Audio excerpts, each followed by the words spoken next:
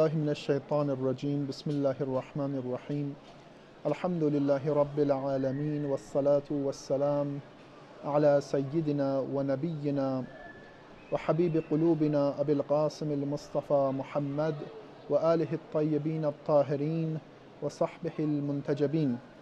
Assalamu alaikum, dear viewers.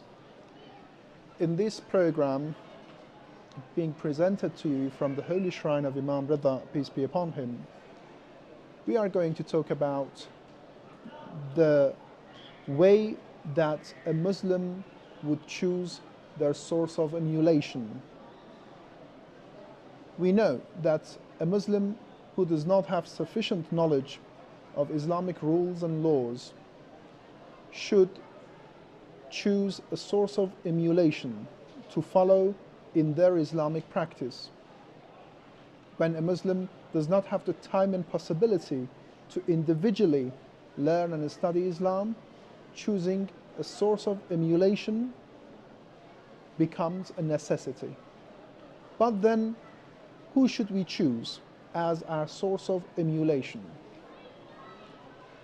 One of the most important conditions in Islam for choosing your source of emulation is the fact that this source must be the most knowledgeable of all scholars, the most qualified of all Islamic scholars. But then again, this question comes up as to how can we distinguish between different scholars and decide which one of them is the most qualified one. There are a number of ways.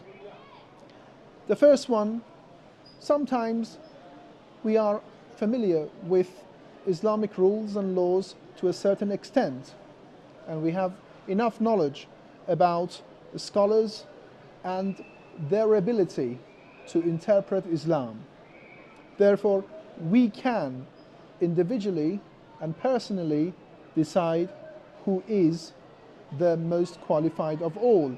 Of course, as I said, we must be familiar with Islamic knowledge and science. For those of us who are not familiar to that extent, we can rely on two experts of Islam who would testify that a certain scholar is the most qualified one. So, two experts in Islam can testify that a particular person is the most qualified, and based on that we can choose that person as our source of emulation. The third way is for a group of individuals who are familiar with Islamic rules and laws to say or introduce to us the most qualified scholar, the most qualified expert on Islamic law and rules. And sometimes a scholar has such a wide reputation, throughout the Islamic world, that we all know that he is probably the most qualified, he is probably the best scholar out there. And in that case, we can rely on what is common amongst most of the Muslims. Another point about your source of emulation is that when you choose a source of emulation for the first time, that source of emulation must be alive.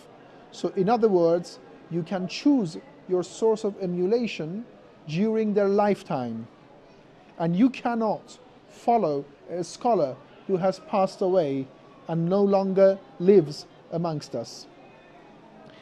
However, once you have chosen your scholar during their lifetime, then they pass away, you have two options. You can either choose a new source of emulation, or you can continue following and emulating your previous source of emulation who has passed away. But there are two conditions attached to continuing your emulation from a dead scholar. The first condition is that none of the living scholars would be as qualified as the dead scholar who was your previous source of emulation. And the second condition is that a current living scholar must allow you to continue following and emulating a dead source of emulation. So in any way, you would still need to choose a new source of emulation. When you choose that new source of emulation, you either follow him or he allows you to follow your previous source of emulation. Assalamu alaikum wa rahmatullah.